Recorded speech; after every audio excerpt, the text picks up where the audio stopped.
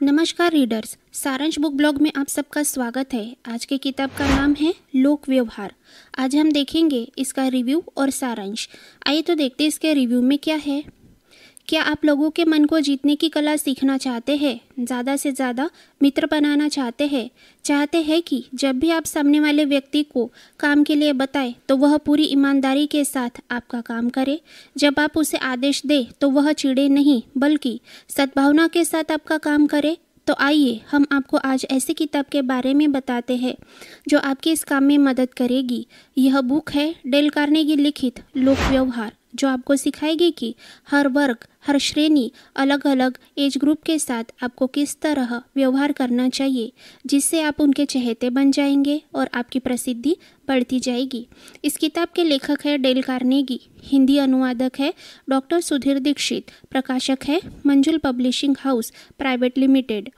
लेखक Dale Carnegie ने यह किताब उनके मित्र होमर क्रॉय को समर्पित की है। यह किताब वर्ल्ड वाइड फेमस है। इसका 36 से भी ज़्यादा भाषाओं में भाषांतरण हो चुका है। इसकी 1 करोड़ से भी ज़्यादा प्रतियां बिक चुकी है। किताब के आखिरी 4-5 पन्नों में डेल कार्नेगी की जीवनी संक्षिप्त में दी गई है, जो हमें बताती है कि उन्होंने अपने शुरुआती दिन कितनी कठिनाई और गरीबी में बिताए थे। बाद में वह अपनी मेहनत से इतने विख्यात हो गए कि अमेरिका की बड़ी बड़ी हस्तियों के साथ उनका उठना बैठना होने लगा। यह आपको किताब में बताए गए बहुत से प्रसंगों में दिख पड़ेगा। उन्होंने प्रौढ़ शिक्षा में चलने वाले आंदोलनों में से एक की रचना की। गरीबी के कारण ग्लानि से भरे अपने मन को उन्होंने एक वर्ल्ड वाइड बिजनेस प्रशिक्षक के रूप में तैयार किया। लाखों करोड़ों लोगों के जीवन को बदलने वाली इस किताब को आपको ज़रूर पढ़ना चाहिए। हमें यह किताब हमेशा से ही अच्छी लगती रही है। बस फ़र्क सिर्फ इतना है कि इस किताब के बारे में हमारे जो विचार है वह हम आपके सामने रख रहे हैं। उम्मीद है कि आप भी अपने जीवन को संवारने में इसकी मदद लेंगे। वैसे यह बुक आपको हिंदी में लोक व्यवहार और अंग्रेज़ी में how to win friends and influence people के नाम से मिल जाएगी। किताब खोलते ही आप पाएंगे कि इस किताब में आपके लिए 8 काम दिए हैं जो यह आपके लिए करेगी। किताब पूरे 4 खंडों में विभाजित है। पहले खंड में लोगों को प्रभावित करने के 3 मूलभूत तरीके दिए हैं।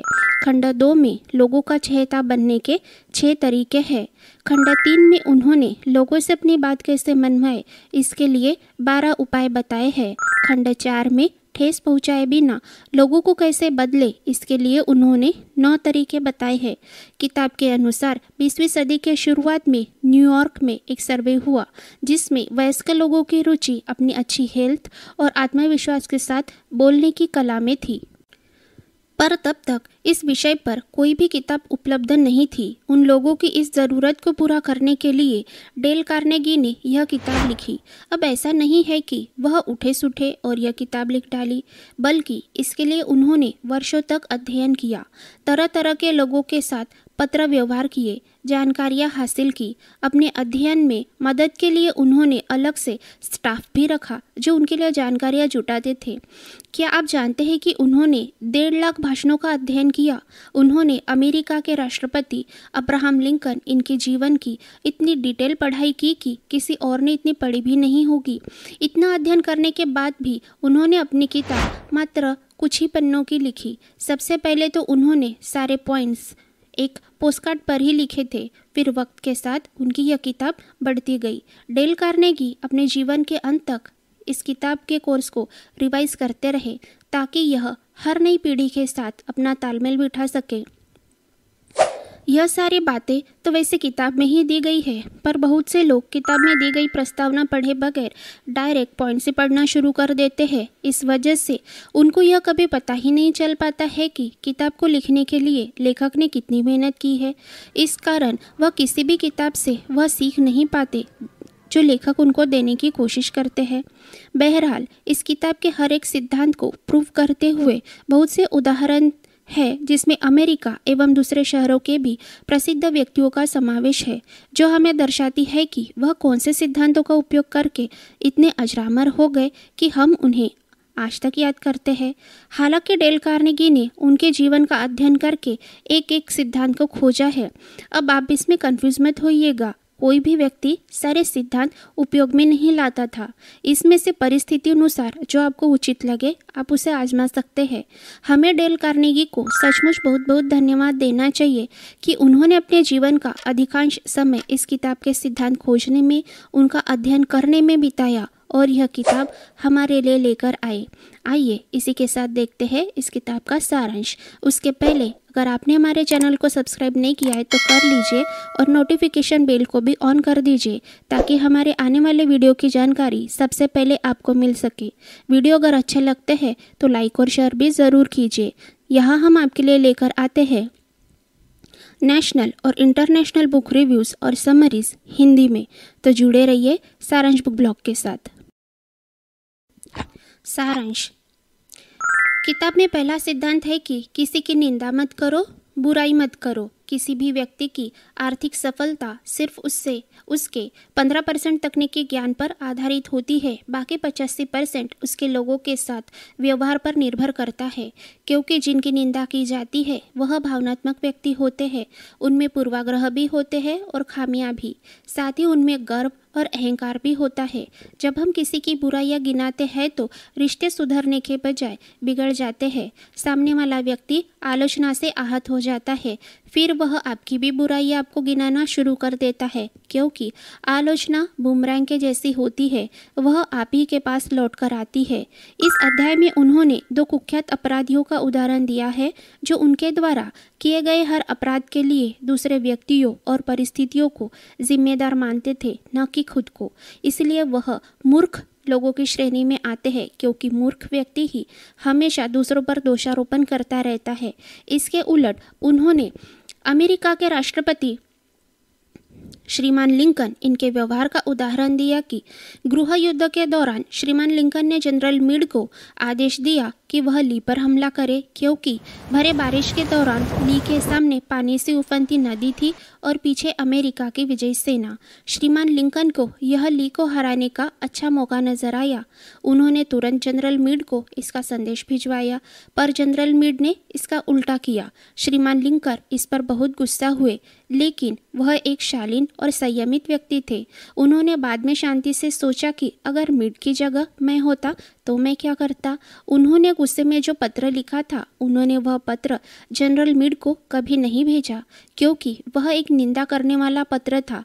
अगर वह पत्र मीड को मिल जाता तो उन्हें बहुत बुरा लगता। वह शायद खुद को कम करके आंकते या फिर इस्तीफा दे देते, जिससे देश का बहुत बड़ा नुकसान होता। इसमें कोई शक नहीं कि क्यों माननीय श्रीमान लिंकन का नाम इतिहास में इतना अजर अमर है, क्योंकि उनको लोगों के साथ व्यवहार करने की कला आती थी। किसी की निंदा और बुराई करने से कुछ होता तो नहीं, लेकिन उनके रिश्ते ज़रूर खराब हो जाते हैं। दूसरे अध्याय में उन्होंने बताया कि अगर लोगों से अपना काम निकलवाना है तो आप क्या चाहते हैं, इसके बदले वे क्या चाहते हैं, आप इसमें अपनी दिलचस्पी बढ़ाएं। वैसे तो लोगों में बहुत सारी इच्छाएं होती है, इसके अलावा उनमें महत्वपूर्ण बनने की इच्छा सबसे ज़्यादा होती है। अब सामने वाले व्यक्ति को वह महत्वपूर्ण है यह कैसे समझाया जाए, तो इसके लिए बेहद आसान तरीका है, उसकी तारीफ की जाए, उसके कामों को या उससे जुड़ी बातों से उसको सराहा जाए, जिससे वह खुद को महत्वपूर्ण समझने लगे। अब आप सोचेंगे कि इससे आपका क्या फ़ायदा। देखिए, जैसे शरीर के पोषण के लिए अच्छे खाने और पानी की ज़रूरत होती है, वैसे ही मन के पोषण के लिए तारीफ की ज़रूरत होती है। हर व्यक्ति में यह छुपी इच्छा होती है कि उसकी तारीफ की जाए। तारीफ के माहौल में कोई भी व्यक्ति बेहतर ढंग से काम कर पाता है। तारीफ करने वाले व्यक्ति को लोग ज़्यादा पसंद करते हैं। महत्वपूर्ण बनने की इस इच्छा के तहत कई लोग खुद की तरफ ध्यान आकर्षित करने के लिए अलग अलग बहाने बनाते हैं। कभी कभी जब असलियत की दुनिया में उनकी महत्वपूर्ण बनने की इच्छा पूरी नहीं हो पाती तो वह अपना मानसिक संतुलन खो बैठते हैं और अपने स्वप्न लोक में ही खुश रहते हैं। वैसे लेखक ने अपनी यह सारी बातें अलग अलग उदाहरण देकर समझाई है। अगर आप किसी कंपनी में सुपीरियर के पद पर कार्यरत है और अपनी टीम से बेहतर काम करवाना चाहते हैं तो अपनी टीम के सदस्यों की निंदा या बुराई करने में कंजूसी बरते, उनको प्रोत्साहन दे, तारीफ करे। अच्छी बातों के लिए उनकी दिल खोलकर तारीफ करे। परिणाम वही जो इसके पहले बताया। तारीफ के माहौल में बेहतर ढंग से काम और बेहतर रिजल्ट। इस बात को समझाने के लिए उन्होंने अमेरिका के उद्योग जगत के सबसे सफल व्यक्तियों का उदाहरण दिया है। उनमें से पहले थे चार्ल्स श्वाब और दूसरे, जिनका नाम आपने सुना भी होगा, जॉन रॉकफेलर। इनकी सफलता का रहस्य लोगों की सच्ची प्रशंसा ही थी। इसका मतलब यह नहीं कि आपके कर्मचारी या अन्य सदस्य गलती करें और आप उनको कुछ कहे ही नहीं, बल्कि उनकी गलतियों को अलग नज़रिए से देखें। हो सकता है वह नज़रिया ज़्यादा अच्छा हो, या फिर आप उन्हें वे क्या चाहते हैं इस कॉन्सेप्ट के तहत समझा सकते हैं। लोगों की तारीफ करना इसका मतलब यह भी नहीं कि उनकी चापलूसी की जाए। चापलूसी से फ़ायदा कम और नुकसान ज़्यादा होता है। प्रशंसा दिल से की जाती है और चापलूसी झूठी होती है। वैसे भी समझदार लोग चापलूसों को पसंद नहीं करते, क्योंकि चापलूसी करने वाले लोग दुश्मनों से ज़्यादा खतरनाक होते हैं। सच्ची तारीफ करने के लिए हमें दूसरे लोगों की अच्छी आदतों के बारे में सोचना होगा, जैसे कि आपके बच्चों ने पहली बार कोई अच्छा काम किया हो, किसी ने आपके लिए अच्छा खाना बनाया हो, या फिर किसी ने आपके साथ बहुत मैनर्स के साथ बात की हो। इसी के जैसे कई अन्य कामों की तारीफ करना। अगर आप लोगों को प्रभावित करना चाहते हो तो सामने वाले के हिसाब से बात करें कि वो क्या चाहता है, या फिर आप उसकी इच्छाओं को कैसे पूरा कर सकते हैं। यह आप सामने वाले व्यक्ति को बताएं। इससे आप सामने वाले व्यक्ति में काम करने की तीव्र इच्छा जगा सकते हैं। इससे खुद ब खुद आपका काम निकल जाएगा। इसके लिए लेखक ने एक उदाहरण दिया है, वह यह कि उनको अपने सेमिनारों के लिए होटल का बॉलरूम किराए पर लेना पड़ता था। अचानक उनको सूचना मिली कि उनको तिगुना किराया देना पड़ेगा। वह यह किराया नहीं देना चाहते थे। उनके सेमिनार के टिकट भी बिक चुके थे। तब उन्होंने यह सिद्धांत अपनाया। उन्होंने मैनेजर क्या चाहता है इस पर जोर देकर उसके साथ पत्र व्यवहार किया। नतीजा वही जो लेखक चाहते थे। उनको वही बॉलरूम 300% किराए के बजाय सिर्फ 50% किराया बढ़ाकर मिला। हमें सामने वाले का नज़रिया समझना चाहिए। सेल्समैन लोगों को सामान बेचते समय जिन दिक्कतों का सामना करना पड़ता है, जिससे वे हताश और निराश हो जाते हैं, तो यह किताब बहुत हद तक आपकी प्रॉब्लम सॉल्व कर सकती है। लेखक यह बताना चाहते हैं कि सेल्समैन लोग यह समझते ही नहीं कि लोग क्या चाहते हैं। उनके प्रोडक्ट तब बिकेंगे जब वह लोगों को समझा सके कि उनके प्रोडक्ट से या उनकी सेवाओं से उनके प्रॉब्लम सॉल्व हो सकते हैं, तो लोग खुद ब खुद उनके प्रोडक्ट खरीदेंगे। इसके बावजूद बहुत सारे सेल्समैन लोगों का नज़रिया समझने की कोशिश भी नहीं करते। इस किताब से आपको एक बात अवश्य सीख लेनी चाहिए, वह ये कि दूसरे व्यक्ति के नज़रिए से किस तरह सोचा जाए और किस तरह स्थिति को दूसरे के नज़रिए से देखा जाए। दूसरे व्यक्ति के नज़रिए को समझना बेहद ज़रूरी है ताकि उसका और आपका फ़ायदा हो सके। सामने वाले व्यक्ति में प्रबल इच्छा जगाए, यही उनका तीसरा सिद्धांत है। अगर आप हर जगह अपना स्वागत करवाना चाहते हैं तो आपको लोगों में रुचि लेनी होगी। इस बात को लेखक जादूगर थर्स्टन का उदाहरण देकर समझाते हैं। थर्स्टन लोग उनको पसंद करें इसीलिए लोगों में रुचि लेते थे। वे मन ही मन अपने दर्शकों को धन्यवाद देते थे। वे अपने दर्शकों से प्रेम करते थे और यही उनका सफलता का कारण भी था। अगर आप सामने वाले व्यक्ति में दिलचस्पी लेते हैं तो वह कितना ही प्रसिद्ध या फिर बिजी ही क्यों न हो, वह आपकी तरफ ध्यान जरूर देगा और वक्त पड़ने पर आपकी मदद भी करेगा। मानव स्वभाव ऐसा ही है। चाहे हम किसी भी पद पर कार्यरत हो, हम प्रशंसा करने वाले व्यक्ति को ज़रूर पसंद करते हैं। जब दूसरे हम में रुचि लेते हैं तभी हम उनमें रुचि लेते हैं। इसके लिए किताब का एक उदाहरण शॉर्ट में देखते हैं। एक ईंधन बेचने वाला एक चेन स्टोर मालिक को कई सालों से ईंधन बेचना चाह रहा था। वह चेन स्टोर मालिक शहर के बाहर से ईंधन बुलाता था, पर इसके दुकान से ईंधन नहीं लेता था, जबकि उसका ईंधन का दुकान उसके बगल में ही था। एक दिन लेखक के आयोजित कार्यक्रमों की वजह से ईंधन वाले को चेन स्टोर मालिक के पास मदद के लिए जाना पड़ा ताकि वह उसके व्यवसाय के बारे में जानकारी ले सके, क्योंकि इसी जानकारी पर ईंधन वाले की प्रतियोगिता थी। इसलिए उसने कहा कि वह उसके मदद के बिना यह प्रतियोगिता नहीं जीत सकता। चेन स्टोर मालिक ने उसकी मदद की क्योंकि ईंधन वाले ने उसके पसंदीदा काम में रुचि ली। उसने ईंधन वाले को बिना बताए ही ऑर्डर देने का वादा भी किया। दूसरे व्यक्तियों में रुचि लेने से दोनों ही पक्षों को लाभ होता है। अगर आप चाहते हैं कि आपके सच्चे दोस्त हो, लोग आपको पसंद करें, आप अपने साथ साथ दूसरे लोगों का भी भला चाहते हो, तो आप सचमुच दूसरे लोगों में रुचि ले। एक असली मुस्कुराहट आपकी ज़िंदगी पूरी तरह बदल सकती है। इसके लिए लेखक कहते हैं कि आप चाहे कितनी भी मेहनत कर ले, लेकिन जब तक आपको अपने काम में मज़ा नहीं आएगा तब तक आप सफलता नहीं पा सकते। एक असली मुस्कुराहट आपकी बोरियत दूर कर सकती है। एक मुस्कुराहट आपके कई प्रोडक्ट बिकवा सकती है।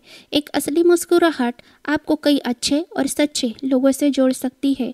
इसीलिए शायद बड़े बड़े होटलों में, कंपनियों में अपने कर्मचारियों को मुस्कुराने की ट्रेनिंग दी जाती है।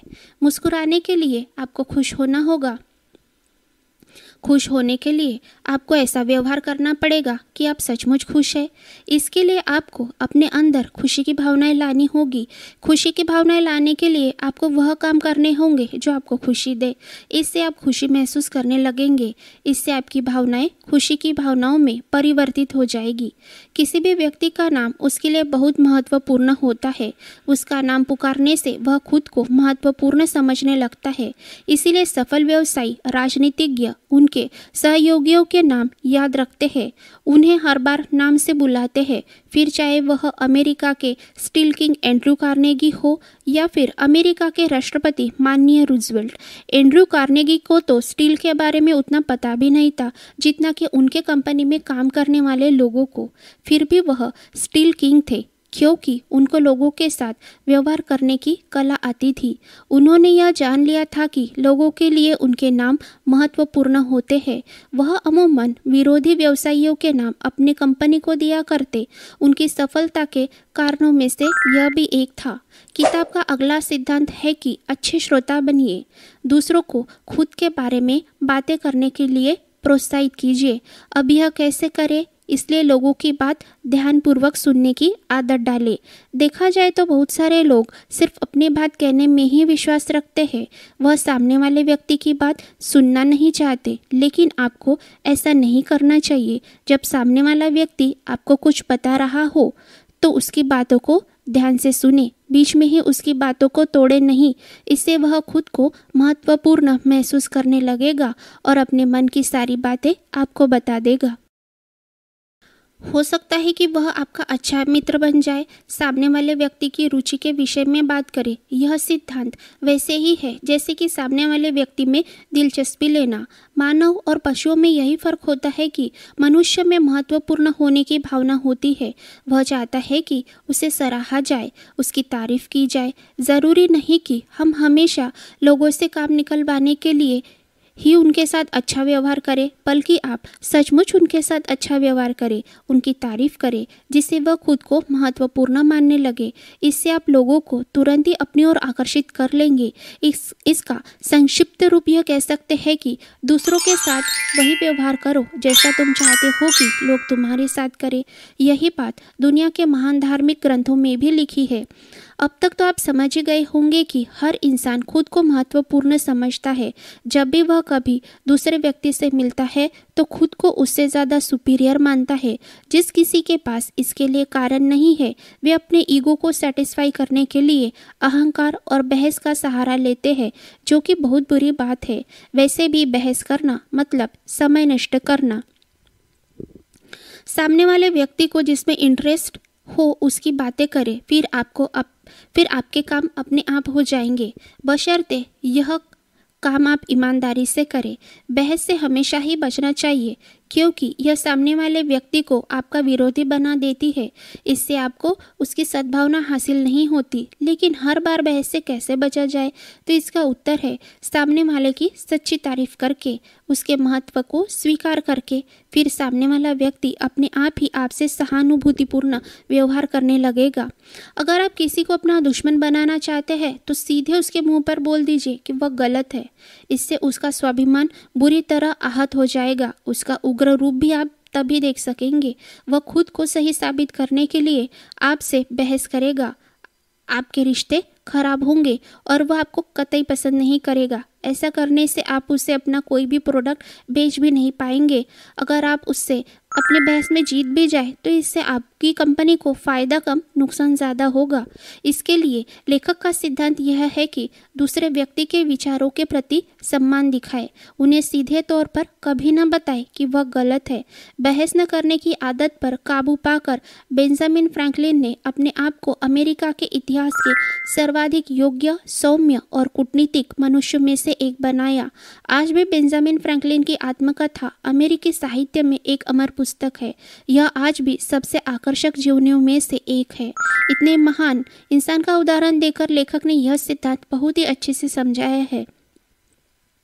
अब आप सोचेंगे कि बेंजामिन फ्रैंकलिन एक राजनीतिज्ञ थे, यह उपाय उनके लिए कारगर साबित हुआ, पर क्या यह व्यवसाय में भी कारगर साबित होगा? इसके लिए लेखक ने 2-3 उदाहरण दिए हैं, जिससे पता चलेगा कि यह बिजनेस में भी उतना ही सफल है। जब आप गलती करते हैं तो उसे मान भी लीजिए। अपनी गलतियों के लिए बहाने मत बनाइए और ना ही इसे दूसरों पर थोपने की कोशिश कीजिए, क्योंकि ज़्यादातर मूर्ख यही करते हैं। जहां आपकी गलती है वहां मान लेने से आप बिगड़ी परिस्थितियों को ठीक कर सकते हैं। आप किसी को अपने पक्ष में करवाना चाहते हैं, उनसे अपनी बात मनवाना चाहते हैं, तो पहले उनके साथ मित्रवत व्यवहार करें। यही सिद्धांत उन्होंने शहद की बूंद नाम से दिया है। 24 सदी पहले एथेंस के सुकरात ने मानव स्वभाव को जान लिया था। वह सीधे तौर पर किसी को नहीं बोलते थे कि आप गलत हैं। इसके बजाय वह ऐसे प्रश्न पूछते थे जिनका जवाब उनका विरोधी सिर्फ हाँ में ही दे। अंत तक वह ऐसे ही सवाल पूछते पूछते आखिर उससे अपनी बात मनवा लेते थे। इसी को सुकरात के रहस्य के नाम से जाना जाता है, जो यह है कि सामने वाले से तत्काल हाँ कहलवाइए। सहयोग कैसे हासिल किया जाए, इस सिद्धांत को समझाने के लिए उन्होंने एक डॉक्टर और एक्सरे मशीन कंपनी का उदाहरण दिया है। उसे भी आप ज़रूर पढ़िए। ईमानदारी से सामने वाले व्यक्ति का नज़रिया समझने की कोशिश करें। अगर आप सामने वाले व्यक्ति से अपनी बात मनवाना चाहते हैं तो उनके विचारों और इच्छाओं के प्रति अपनी सहानुभूति प्रकट करें। सारे उदाहरणों को आप ज़रूर पढ़ते जाएं। अगर आपको लोगों से ज़्यादा और अच्छा काम करवाना है तो उन्हें चुनौती दीजिए। चुनौती का मतलब यह नहीं कि उनमें बेकार सी प्रतियोगिताएं करवाई जाए, बल्कि प्रतियोगिताओं के माध्यम से उनके श्रेष्ठ और अच्छे गुणों को बाहर ला सके। इससे उत्साही लोगों को प्रेरित किया जा सकता है। जैसे महान व्यवसायी चार्ल्स श्वाब की एक कंपनी में सारी परिस्थितियां ठीक होते हुए भी प्रोडक्शन नहीं बढ़ रहा था। वह उस रात फैक्ट्री में गए। उन्होंने मजदूरों से पूछा कि उन्होंने कितने हिट लगाए। उन्होंने कहा 6। उन्होंने चौक से ज़मीन पर 6 लिख दिया और वहाँ से चले गए। इसका असर यह हुआ कि हर बदलती शिफ्ट के साथ वह नंबर भी बढ़ता गया, क्योंकि हर शिफ्ट के लोगों ने खुद को बेहतर साबित करना शुरू किया। इससे बिना बोले ही उनका प्रोडक्शन बढ़ गया। पूरे किताब में मुख्य बात यह है कि लोगों से काम निकलवाने के लिए उनकी तारीफ कीजिए, पर हमेशा तारीफ करना पॉसिबल नहीं। कभी कभी उनकी गलतियां बताना भी ज़रूरी है। उनकी आलोचना करें, ज़रूर करें, पर ऐसे करें कि उनकी गलतियां उन्हें सीधे तौर पर न बताएं, ताकि उनका स्वाभिमान आहत न हो और वे अपनी गलतियों को सहजता से स्वीकार करें।